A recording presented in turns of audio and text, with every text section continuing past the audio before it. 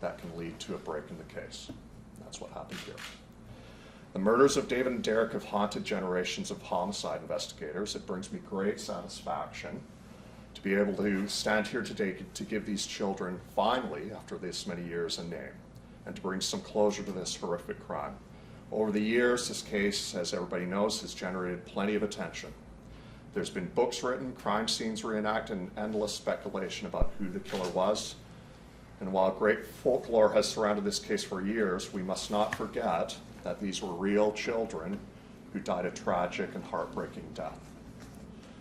Last week, members of the investigative team had an opportunity to meet with distant relatives of Derek and David and to inform them of our investigative findings. The family members have decided not to be here today, and we want to respect their privacy by not providing personal details on them. I've also had the opportunity to meet with former investigators, one of them being retired Sergeant Brian Honeyburn, he's to my right, and as well to his right is Dr. David Sweet. Dr. David Sweet was the head of Bold Labs out at UBC, and he was very involved and very pivotal in this investigation over the years. So thank you for coming today, gentlemen.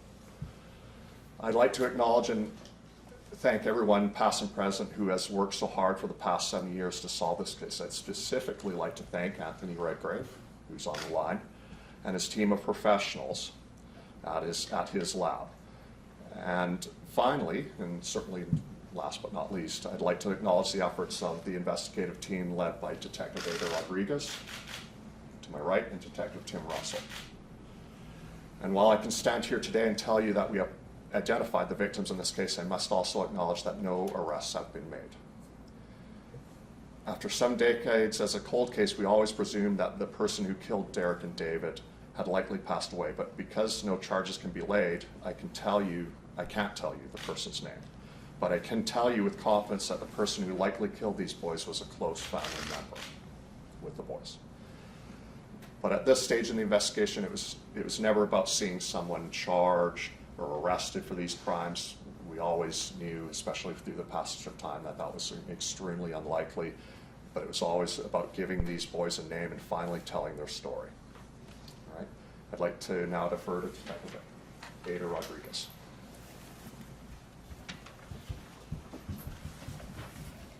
Good morning, everyone. I am Detective Aida Rodriguez, and I'm going to take a few minutes to give you some additional details about how we got here today. I'll try to keep it brief. As Inspector Weidman said, we never close a homicide file if it isn't solved. Throughout the time in our section, we're always looking at old files and trying to evaluate the evidence we have, looking for new clues, and always assessing whether we have new investigative techniques that can help solve any case. In May of 2020, I was privileged to be assigned the file 1953-6361, commonly known as Babes in the Woods. In reviewing the file, it was very easy to understand why so many detectives that had it before me were determined and dedicated to get some closure for this file and determined to find what the boys' names were. We had 2 boys who were brutally murdered and left in the forests of Stanley Park for 5 years before they were found. And then for approximately 70 years after, they were only known as Babes in the Woods. I decided that I would continue with my predecessor's passion and try to see if I could be the one to give them a name with all the help that was given to me prior. I knew we had the boys' bones, and I decided to make contact with various labs in order to see if there was a way that we could get identity just from DNA. The hurdle we had to overcome at the time was the fact that the DNA in these bones was very degraded. I was very fortunate to make contact with Dr. Redgrave and his team, who had already worked John and Jane Doe cases in the past with success using forensic genealogy. With the assistance of the BC Coroner Service, we were able to get the bone fragments to a lab who, after a couple of times, were successful in extracting a usable DNA sample. from that sample, we were able to sequence that and upload it to GEDmatch, which is the website and the ancestry DNA thing that Dr. Redgrave uses to do his science magic. I'm not gonna stand here and try to give you guys the full explanation on the science behind this. I'll leave that to the expert, which is Dr. Redgrave. We knew that with Dr. Redgrave's help, there were good odds of finding a living family member. They had to be somewhere out there. However, our work would not be complete once we discovered a partial match. We still had significant amount of work to do on our end, locating family members, checking school records, in order to be able to confirm specific details about the victims. We still didn't know their names, but we knew where we could start looking, and we could find it. Dr. Redgrave was instrumental in allowing us the opportunity to move forward on this case. One can only imagine what it feels like to have a homicide detective call you and say, well, we think you might be related to a couple of victims in a historical file.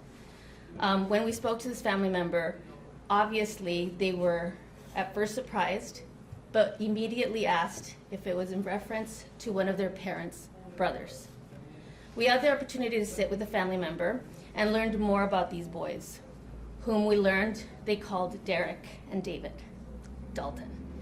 The story that had been handed down to them was that the boys had been removed from the residence by the ministry, and even though this family member did their best to talk about the boys and try to get the story, the only response they got from family was silence. The absence of the boys was never discussed.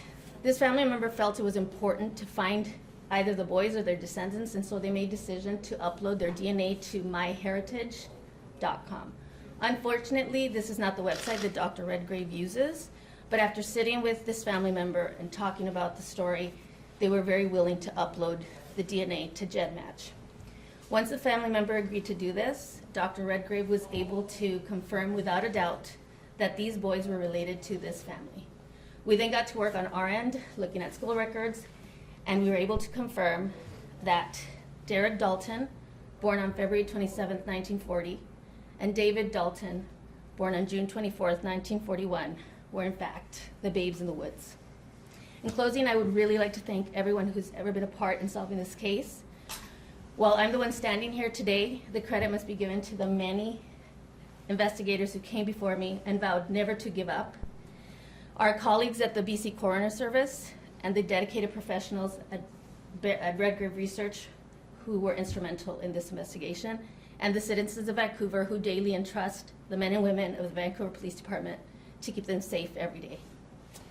And we'll be available for questions, myself and Inspector Weidman.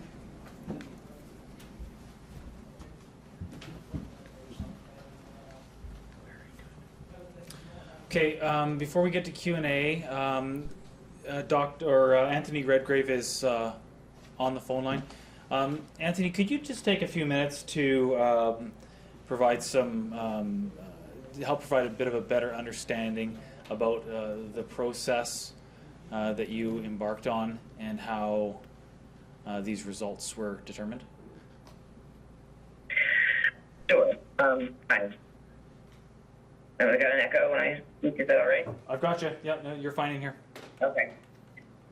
So the basic process of how forensic genetic genealogy works is that we receive a digital file that is similar to what one might receive if they've taken a direct-to-consumer DNA test. But the process to get that file goes through several different labs because of how degraded unidentified human remains tend to be. Once we have this file, we are able to upload it to either GEDmatch or Family Tree DNA. In this instance, we only use GEDmatch to compare to other living people who have willingly uploaded their DNA for comparison to others and have opted into law enforcement matching. And then we do something very similar to what an adoptee might do when trying to find their birth parents by building out the family trees of the living matches, finding out how they connect to each other, and therefore how the unidentified person may relate to them based on shared DNA between them all.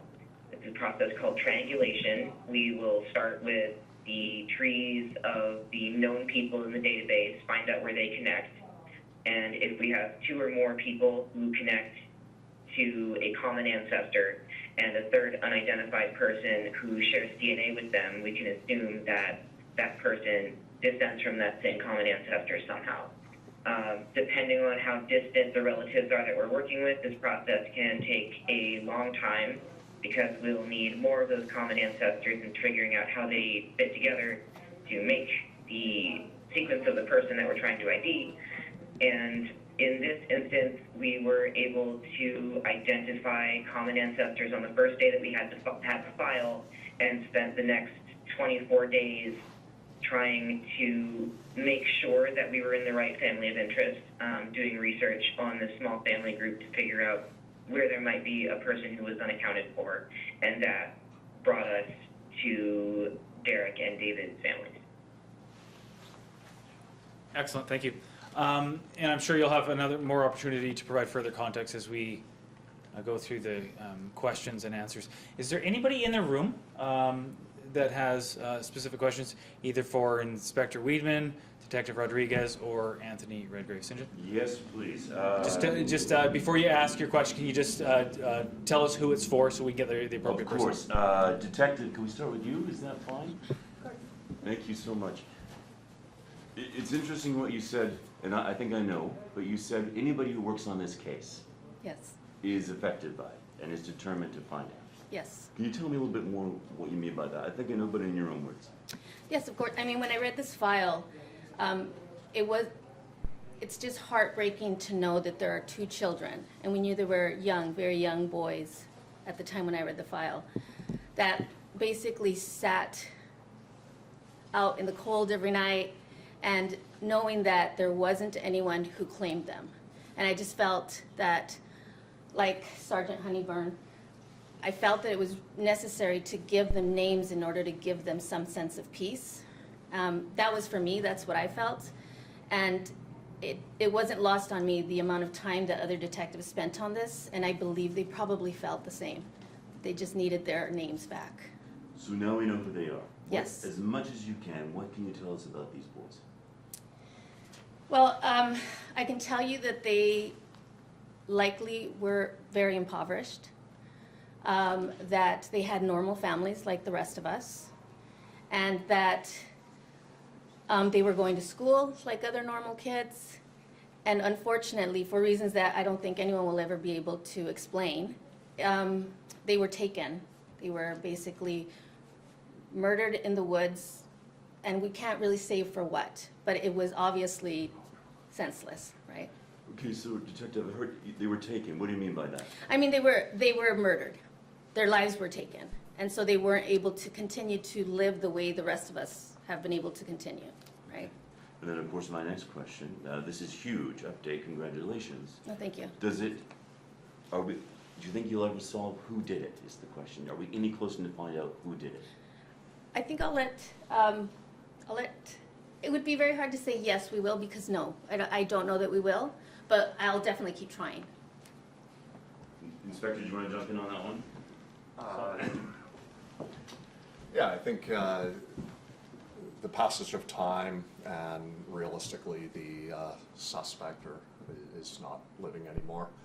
I think we can make some very real assumptions on who did it, but will we ever be able to say 100%? No, well, so that's all right. No, we won't be able to.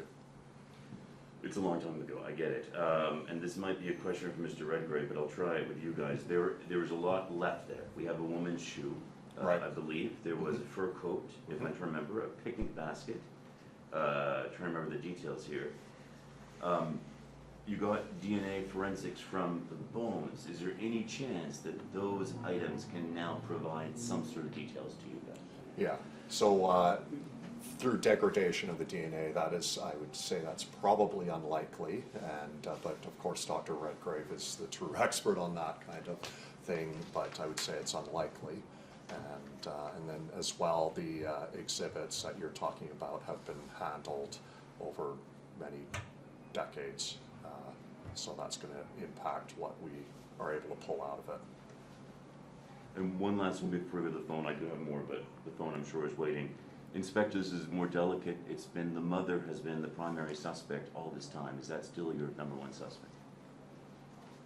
I think we have to, we make that assumption. Yeah, so she would definitely be a person of interest if this case covered or occurred today. Naturally, we would be looking at the mother, yes. I do have more, but I think probably the phone is mine. We probably want to jump in there. Steve? I think I do have more, but I suspect the phone line probably has some I'm as not well. sure if we have anybody on the Oh. line. Why don't you finish your questions in the room, and then we'll go to the phones. If you've got more, let's... Okay, this is just nuts and bolts. Sure. Detective and inspector, just I call them. There was a confusion with Bousquet and Dalton, the name. Do you know what the confusion is there? Yeah. So, do you want me to answer? Sure. Okay, so Bousquet was a name that was used later on by the mom, I think in the 1950s. So no, Bousquet is the family name. Yeah. So, and Dalton was the name that was given to the children because the boys had different fathers. They were half brothers, Yes. confirmed there. And Henry Hudson's Elementary, is that right? Both of them? Henry Hudson Elementary, yeah, right by Cornwall there. Do we know how long they lived in Vancouver before they, unfortunately, before they died? Were they entire life? They spent their entire lives in BC, I should say. Yes. Entire time in BC. Okay. And do we know, yeah, and this is something we may never know, what were they doing in Stanley Park and why this happened? What they were doing in Stanley Park and why this happened? Yeah, so to positively answer that question, we can't, again, we can make a lot of assumptions. We can look at, as Aida mentioned, this family was very poor, and we have to look at this is back in 1947, which is a dramatically different landscape as from what it is now. You know, we didn't have the social security net that we have now, and you know, a very sort of rough life. And again, it's assumptions on why this would have happened as far as a motive, but at this point and probably forever, that's as best as what we're going to be able to do. Okay, but we know who they are. Okay. Yes. 1947 is when we believe they were. That's still the case there, and never reported missing, as far as I understand. Correct. Have the remains been turned over and laid to rest? So at present, Ed, you get to the mic. sorry. So at present, the remains are with the BC Coroner's Office, and the family, they've been liaising with the family, that's left, and they will be putting them to rest at some point.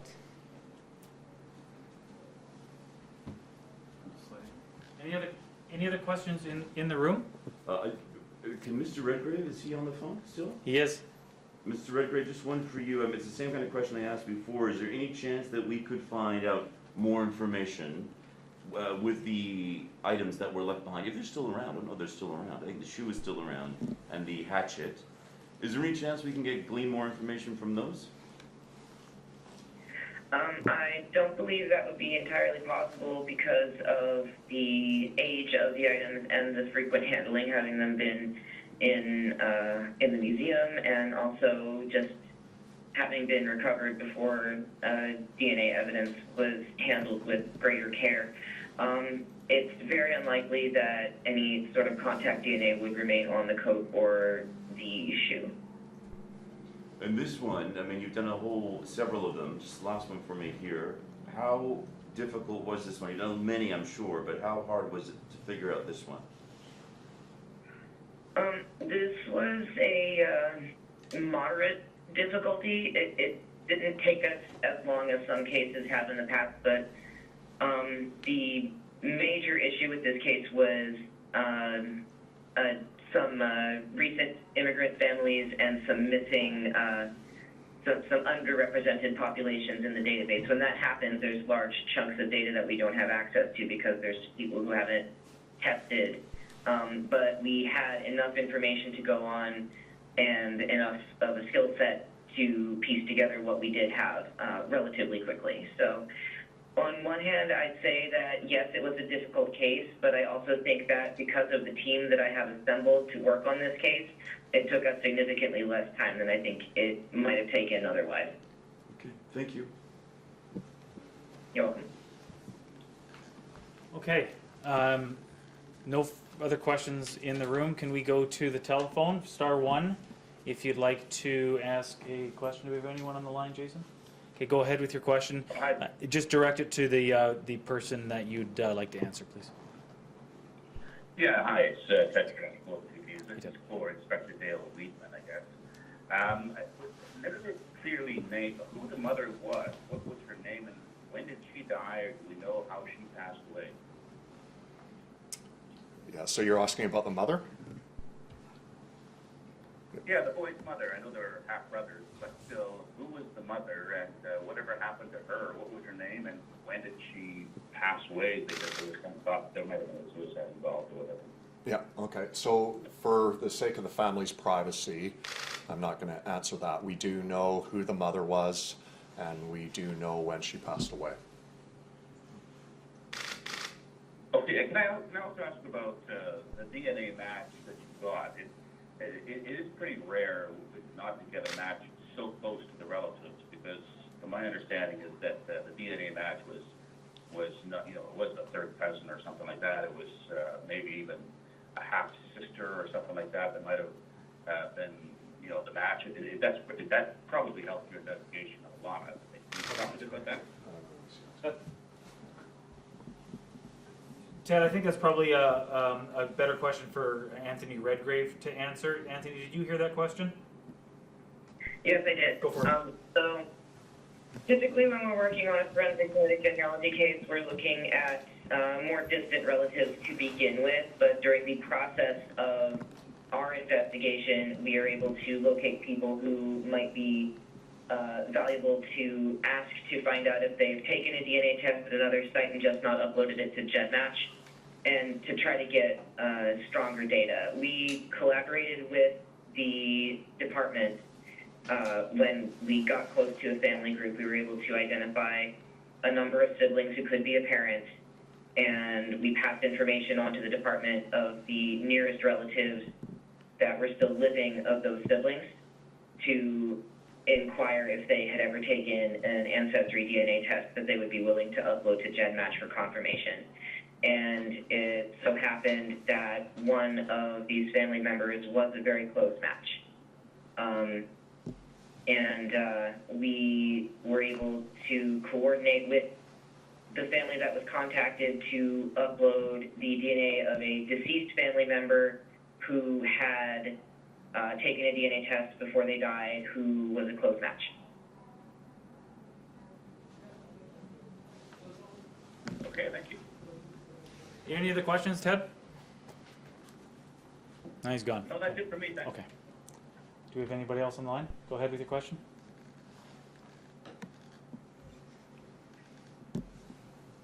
Hi there, Cindy Smart at the Canadian Press. I just wanted to clarify something that Inspector Rodriguez just mentioned. You said that the story in the family was that these kids had been sent away to the ministry. I just wanted to clarify, did that happen, or was that just a story in the family? Okay, just because we're having some audio problems in here, the question from Amy at Smart at Canadian Press, the reference to the family story about the children being sent away or taken away by the ministry, is that confirmed, or is that a family story? Did I get that right? That question right? Yeah, that's okay, right. I'll pass it over to Detective Rodriguez to answer that. Yeah, so as we stated before, because this homicide is still actually being investigated, I am actually in the process of working with the ministry in order to either confirm or deny that story that was handed down through the family. But it appears unlikely, but we're going to make sure that it didn't occur before we say that it absolutely didn't. Thanks. And then another thing that was mentioned was the case was related to some recent immigrant families. Was this a recent immigrant family, and where were they coming from? And I think this was asked, but I missed the answer. Were the boys lived their whole lives in Vancouver? Is that right? Yes, so the immigrant family, that would be the grandparents. So the grandparents immigrated to Canada when they were, at least one for sure, when he was about 9 years old. But the boys themselves, we believe, were born and raised here in Vancouver or in the Lower Mainland. Okay, and then I'm just wondering if you can tell me anything more about the family. Did these boys have other siblings? How big was the family? That kind of thing. Well, we do believe that these boys at least had one additional sibling. We're not sure if there are more, so as I said before, I'm not done with the case. I'm still working on information that I've received from the family, and we'll be following up with other family members to see what they are aware of. And when you say you're still working on the case, is part of that to confirm murderer, or is it mainly just to learn more information about the boys? Well, I think Inspector Weidman basically answered that question. I don't believe that we'll ever actually be able to 100% say this is the person we believe murdered these boys. I think we all have working theories. But for me, it's more just to piece together the boys' family, their story, so that it's accurately represented. They were in obscurity for a very long time. Great, thanks. That's all my questions. Okay, nobody else on the line? Last go around the room for questions. Okay, excellent. Thank you very much for coming out. Sorry. We'll facilitate with them after. Yeah.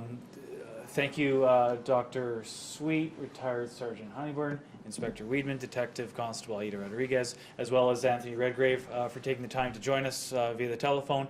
If there are any other questions that do come up that haven't been answered, just send us an email at media@vpd.ca. We can try our best to answer those questions and facilitate additional interviews if needed as this story progresses. Thanks very much, everyone.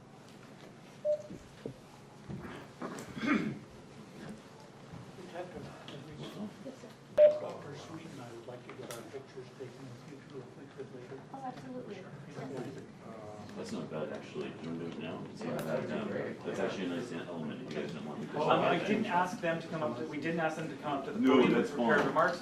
If they choose to participate in an interview, that's fine. But that wasn't Dr. Sweet and Sergeant Honeyburn are here as guests because they're invested in this. I'll leave it up to them to decide whether or not they want to participate. Will you participate with me at the photo? Will you have a little brunch too, maybe? Boozy brunch. We could do a photo op. That would Actually, Yeah, nice if you guys photo want of to change all the of you. location, do whatever you want. You can do it right here. All of us. If that's okay with all of you. Let's go just one photo of all of you, the generations who have worked on this thing for almost 70 years. I'm going to suggest if we're doing a photo